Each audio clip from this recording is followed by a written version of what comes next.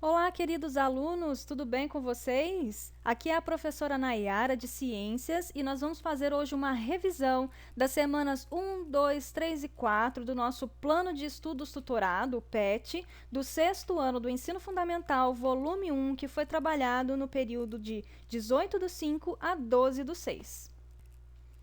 O tema da semana 1 foi as esferas da Terra e esse assunto foi trabalhado com vocês no dia 21 de maio.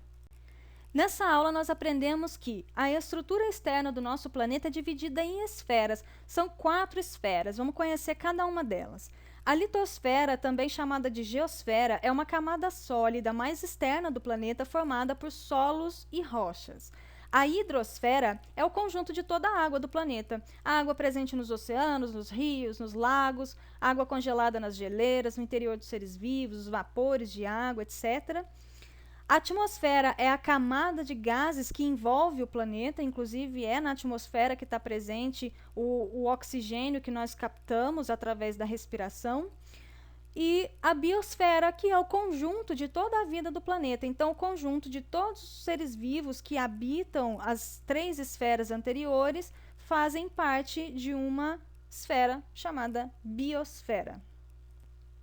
Então, nessa imagem, a gente consegue visualizar isso. Nós temos aqui a litosfera ou a geosfera, né, que é a parte sólida, né, do nosso planeta, com solos, rochas, onde nós nos desenvolvemos, nós vivemos, nós seres humanos, né? A hidrosfera, que é o conjunto, né, dos recursos hídricos e de toda a água presente no nosso planeta, aqui representada, né, por esse lago, esse mar aqui. E a atmosfera, que é a camada de gases do nosso planeta. O conjunto, então, dos seres vivos, né? Aqui nós temos a representação de alguns organismos, pássaros, umas plantas. Então, o conjunto de todos os organismos que habitam essas 3 esferas, a atmosfera, a hidrosfera e a litosfera, é a chamada biosfera. Atividades. Então, a atividade número 1 pede para identificar sobre qual esfera se está fazendo referência. Então, a letra A, rios, mares, lagos e oceanos, se faz referência à hidrosfera. Letra B, a terra que utilizamos para plantar. Essa alternativa faz referência à litosfera ou geosfera. Letra C, região onde os aviões voam, é a atmosfera. Letra D, região onde os aviões voam e vivemos. Nessa alternativa aqui, houve a mescla de 2 esferas, né? Que no caso, onde os aviões voam, atmosfera, e onde vivemos, litosfera ou geosfera. Então, a combinação dessas duas esferas, a resposta que subentende que seja a biosfera, né? Ficou um pouquinho confusa a forma com que foi colocada essa alternativa, mas a resposta esperada é biosfera. Atividade 2. No dia 22 de maio de 2014, após 4 horas fechado por conta de uma forte neblina, o Aeroporto Internacional Eduardo Gomes, lá na cidade de Manaus, no Amazonas, teve quase 70 voos atrasados ou cancelados. A pergunta é: em qual esfera da Terra o nevoeiro se forma? Na atmosfera. Atividade 3. Na sua opinião, por que é necessário manter o equilíbrio entre as 4 esferas? Bom, essa é uma resposta um tanto quanto pessoal, né, expressando a sua opinião, mas a gente pode dizer que é o seguinte: o nosso planeta, ele é um complexo aglomerado de sistemas interligados, certo? Então, se um sistema está sendo prejudicado, os outros irão sofrer consequências também. Então, se uma esfera não está em equilíbrio, todas as outras vão se desequilibrar também. Então, imaginem comigo, ó, uma região de floresta, a gente vai lá, corta todas as árvores, acaba com a floresta. O solo ele vai ficar exposto, vai perder nutrientes, a água da chuva vai levar parte desse solo para dentro dos rios, que vão ficar comprometidos. As árvores também são responsáveis por melhorar a qualidade do ar, então, sem elas a atmosfera fica comprometida. E lógico, a biosfera vai sofrer também, né? Os animais que habitavam a floresta vão perder suas casas, seu território, muitos vão morrer, outros vão migrar para outros lugares, né? Causando também desequilíbrio em outras regiões. Então já deu para entender que se uma esfera está em desequilíbrio, todas as outras também vão sofrer essas consequências. Então, por isso é necessário manter o equilíbrio entre todas elas, né? Entre as 4. Atividade 4. Exemplifique alguns seres vivos que podem ser encontrados na biosfera. Né? Então, na atmosfera, as aves, né? Na hidrosfera, os peixes, na geosfera, nós, seres humanos, o gato, o cachorro, a vaca, o cavalo, etc. Semana 2. O tema dessa semana foi as camadas da Terra. Esse assunto foi trabalhado no dia 28 de maio. A estrutura interna do nosso planeta é dividida em camadas, são 3 camadas. A primeira, que é a camada mais externa e mais fina, chamada crosta terrestre, ela é formada por rochas no estado sólido. Em muitos lugares, essas rochas elas não são evidentes por causa do solo, da vegetação, da areia, água e sedimentos. O manto, que é a camada intermediária, logo abaixo da crosta, né, formada por rochas pastosas. Por que pastosas? Porque no manto, as temperaturas, né, já estão mais elevadas do que em relação à crosta. Quanto mais para o interior do planeta, maiores são as temperaturas. Então, o manto, como já é uma camada mais interna, as temperaturas são bem mais altas ali. Então, as rochas, elas não estão mais em estado sólido, elas já estão começando a derreter, estão ficando no estado pastoso. Então, essas rochas meio derretidas, né, pastosas, são chamadas de magma. O magma, ele é também, né, conhecido como a lava do vulcão, popularmente como a lava do vulcão. Então, quando a gente tem um vulcão que entra em erupção, aquela lava que sai dele é o magma, que são essas rochas pastosas que estão localizadas lá no manto. O núcleo é a camada mais interna, com altíssimas temperaturas. Lá as temperaturas podem chegar até 6.000 graus Celsius. Essa camada ela é composta principalmente por ferro e níquel, certo? Aqui nós temos uma imagem do nosso planeta, né, um desenho do nosso planeta evidenciando as 3 camadas. Então, nós temos a crosta terrestre, aqui a camada externa, né? O manto, que é a camada intermediária, logo abaixo da crosta. Aqui as temperaturas já são mais altas, né? Então as rochas elas já estão pastosas, né? Se derretendo. E aqui no interior nós temos o núcleo, onde as temperaturas são altíssimas e essa região aqui é composta principalmente por níquel e ferro. Atividades. Atividade 1. Assista ao vídeo no interior da Terra, disponível no YouTube através deste link aqui, tá? Então, acessem e assistam ao vídeo.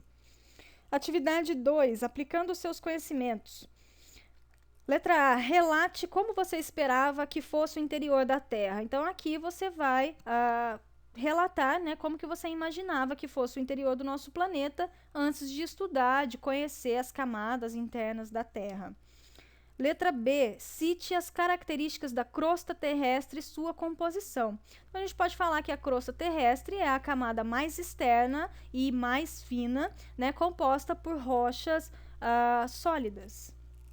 Letra C, cite as características do manto e sua composição. O manto já é a camada mais intermediária, logo abaixo da crosta terrestre, e as temperaturas já são mais altas do que comparado, né, à crosta terrestre, e as rochas são pastosas, né? As rochas composta por rochas pastosas. Letra D, explique como é a temperatura no interior da Terra. As temperaturas no interior da Terra são altas, né? Quanto mais para o interior, quanto mais em direção ao interior a gente vai, maior é a temperatura. Então, no núcleo, que é a camada mais interna, as temperaturas podem chegar até 6.000 graus Celsius.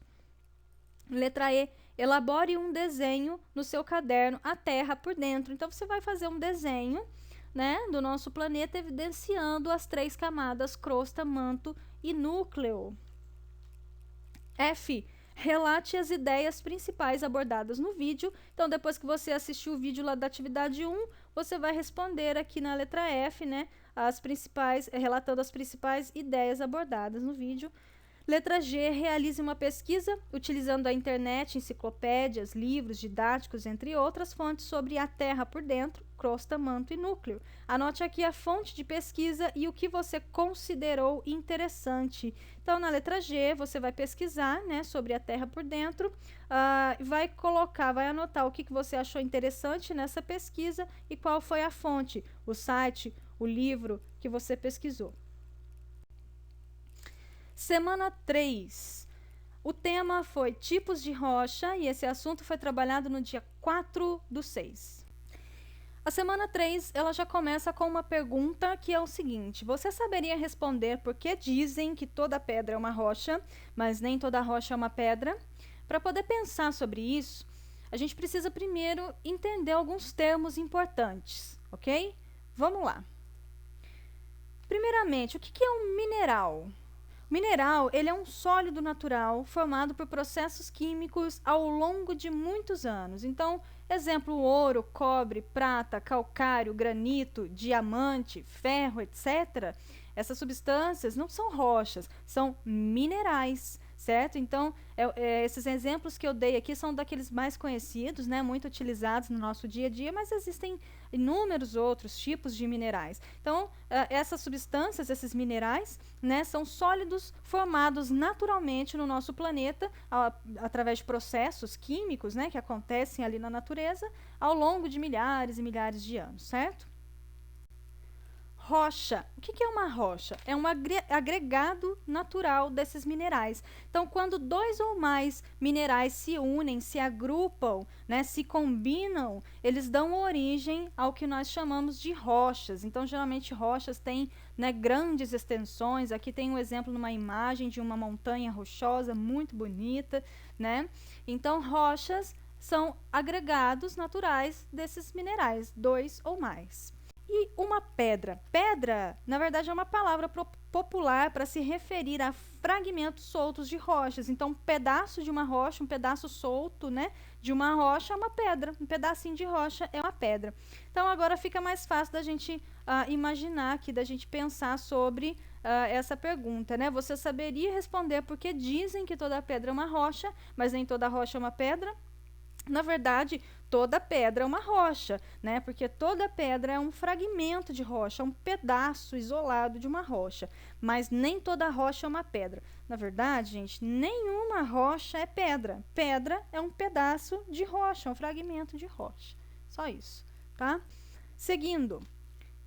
Tipos de rochas. Pessoal, existem 3 tipos de rochas: magmáticas, sedimentares e metamórficas. Nós vamos conhecer cada uma delas. Rochas magmáticas. Elas se formam através do resfriamento do magma. Lembra do magma, a lava do vulcão, lá as rochas pastosas, lá do manto? Então, rocha magmática pode ser de 2 tipos: intrusivas ou extrusivas. Eu coloquei aqui uma imagem para facilitar o entendimento de vocês, tá? É o seguinte, aqui nós temos a representação da crosta terrestre, né, a camada externa. Aqui o manto, né, que é a camada intermediária, lá com as rochas pastosas, né, o magma. Aqui nós temos um vulcão, a formação de um vulcão. E nós podemos observar aqui o magma sendo expelido, né, a lava saindo do vulcão.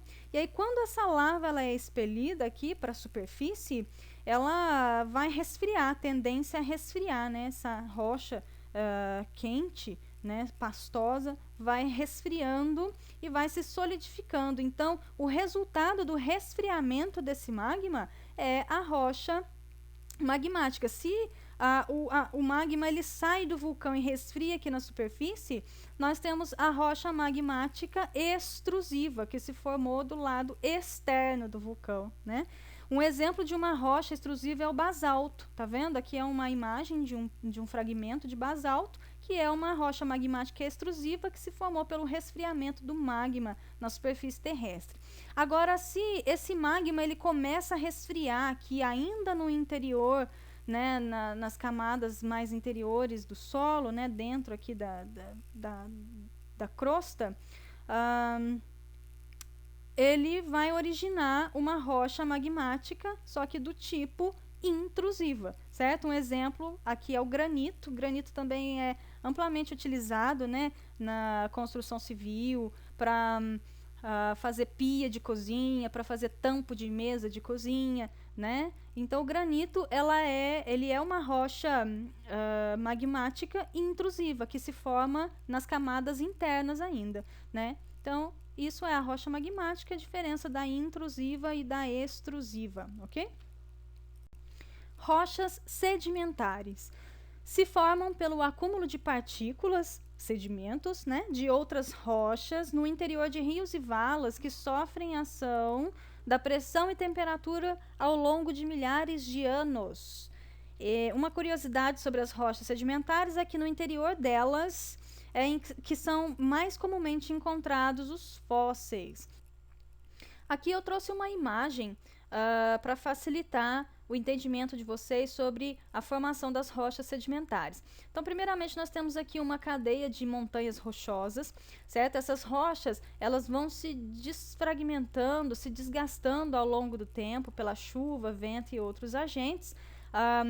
Nós chamamos isso de intemperismo. Então, essas rochas, elas sofrem intemperismo, a ação da chuva, do vento, entre outras coisas, que vão desgastando essas rochas, e esses fragmentos, eles vão sendo carregados e se depositam em mares e depressões de terrenos. Então, vai se depositando no fundo dos mares, dos rios, né? E o peso das camadas de cima, porque a rocha sedimentar, ela é formada por camadas. Então, aqui eu tenho uma camada de sedimento, depois mais fragmentos vieram, se depositaram, formaram uma nova camada, passaram mais alguns milhares de anos, outra camada se formou pela deposição de mais sedimentos e assim sucessivamente. Então, o peso das camadas de cima vai comprimindo as camadas de baixo, a água vai transformando os minerais e assim se formam as rochas sedimentares.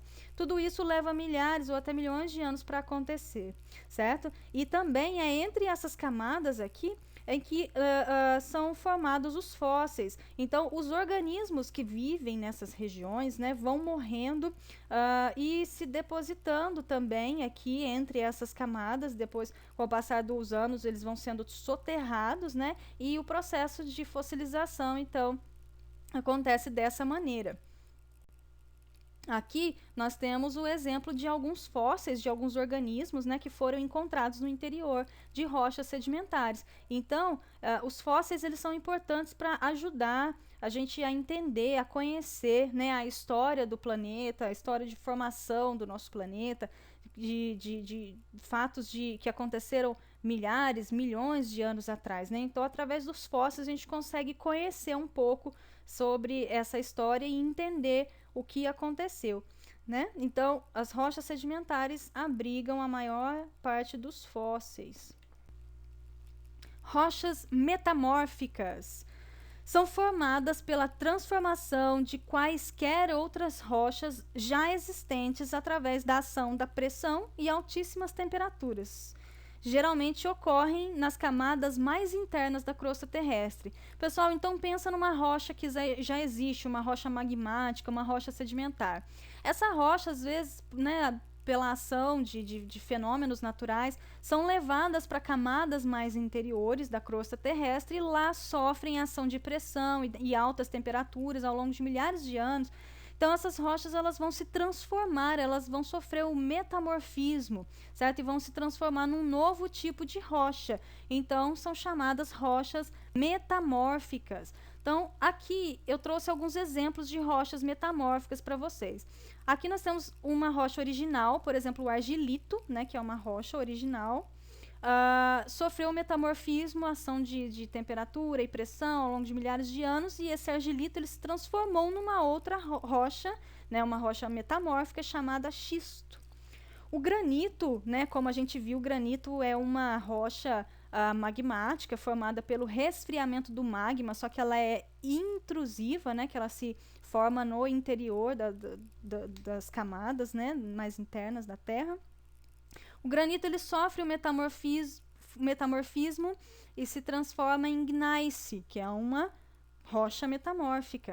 O calcário, mesma coisa, sofre ação de temperatura, ação do tempo, ação da pressão, né? Então acontece o metamorfismo e ela se transforma no mármore. Então são rochas originais que sofrem a ação, né, de agentes naturais, temperatura, pressão, e se transformam numa nova rocha, que é a rocha do tipo metamórfica. Atividades. Atividade 1.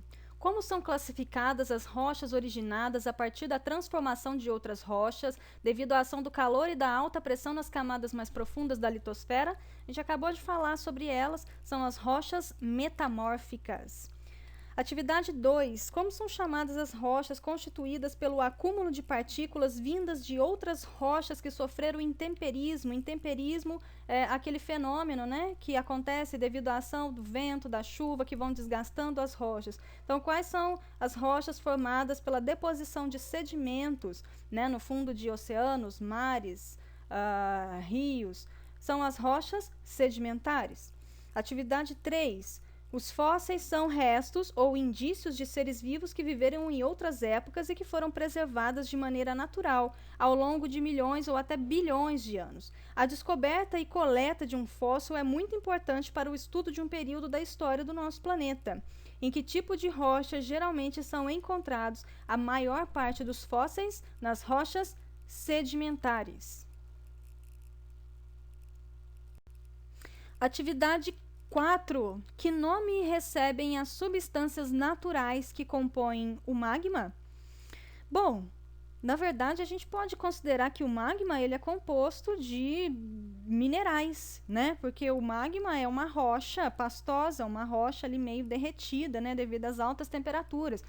Nós sabemos que rochas são agrupamentos de minerais. Então, se o magma é uma rocha, então ele também é composto por minerais. Agora depende do tipo do magma, né, que a gente vai descobrir qual tipo de mineral. Para isso precisaria pegar, analisar, né, fazer uma análise em laboratório e descobrir quais os minerais estão presentes ali naquele magma. Então, uma resposta genérica aqui para essa atividade 4 seria minerais.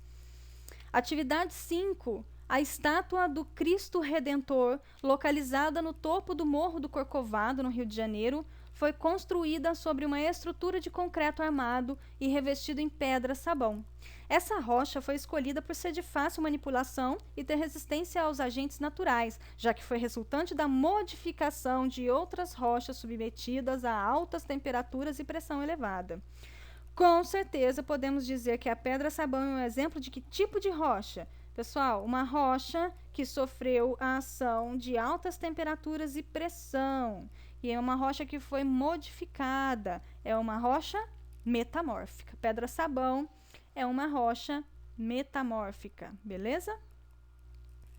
Semana 4. O tema dessa semana foi minerais, minérios e combustíveis fósseis. Esse tema foi do dia 11/6. Nesse dia não houve transmissão das aulas online pela Rede Minas devido ao recesso escolar, né? Mas vamos dar uma olhadinha no conteúdo dessa semana. Minerais versus minério. Qual a diferença entre mineral e minério? Mineral vocês já conhecem, né? Já sabem que são substâncias sólidas, naturais, que compõem as rochas, certo? Já os minérios são aglomerados desses minerais, dos quais se extraem algum mineral específico de valor econômico, por exemplo, o minério de ferro. É muito conhecido, né? Ele é um agregado de minerais no qual se extrai, através de processos industriais, o mineral ferro, que é amplamente utilizado no nosso dia a dia. Então, o minério de ferro é um conjunto de vários minerais, e inclusive o ferro. Então, a gente extrai desse minério só o ferro, que é só o que interessa. Então, a gente só quer o ferro, extrai dali só o ferro. Entendeu? Então, grandes empresas como, por exemplo, a Vale do Rio Doce, fazem isso, extraem o ferro do minério de ferro, certo? Aqui nós temos a imagem de um mapa do Brasil, evidenciando, né, as regiões onde são encontrados os minerais de importância econômica, né? Então, chumbo, nióbio, níquel, titânio, tungstênio, zinco, amianto, fosfato, quartzo, salgema, alumínio, cobre, ferro, etc. Então, todos esses minérios, né, esses minerais importantes são localizados, né, muitos são localizados aqui no território nacional, no nosso território brasileiro, e aqui, através dessa imagem, desse mapa, vocês conseguem visualizar, né, quais são as localidades em que podem ser encontrados, né, em qual território esses minerais podem ser encontrados em maior quantidade. Combustíveis fósseis. Os combustíveis fósseis originaram-se exatamente por meio da decomposição lenta dos seres vivos ao longo de milhares ou milhões de anos. Esses restos de matéria orgânica foram sendo soterrados nas camadas mais profundas da crosta terrestre, preservando o oxigênio, e ocorreu a sua decomposição por serem submetidos à ação de bactérias, pressão e calor. Então, esses combustíveis fósseis são chamados assim, né, de combustíveis, porque são utilizados para gerar energia. São exemplos de combustíveis fósseis: o gás natural, o carvão mineral e o petróleo. Eles representam mais de 75% da demanda energética mundial, sendo usados em veículos, indústrias, residências, etc. Petróleo. Petróleo é um combustível fóssil muito conhecido, né, porque ele é muito utilizado pela nossa sociedade. O petróleo é um combustível fóssil que corresponde a uma substância oleosa inflamável. Então, é um óleo inflamável, né? É considerado um dos principais recursos naturais utilizados como fonte de energia da atualidade.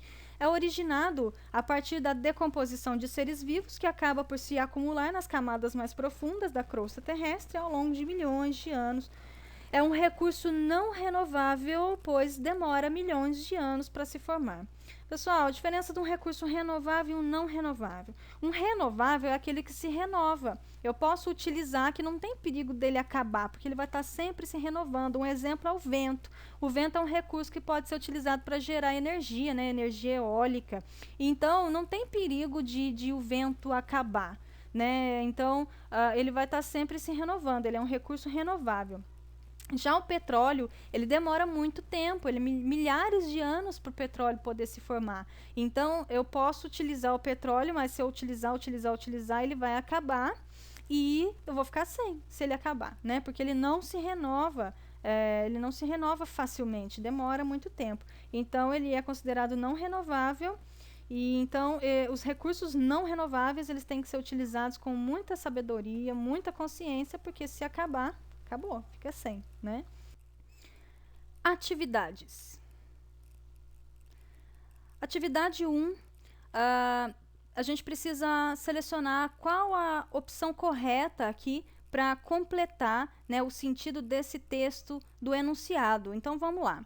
O petróleo é uma fonte de energia não renovável muito explorada.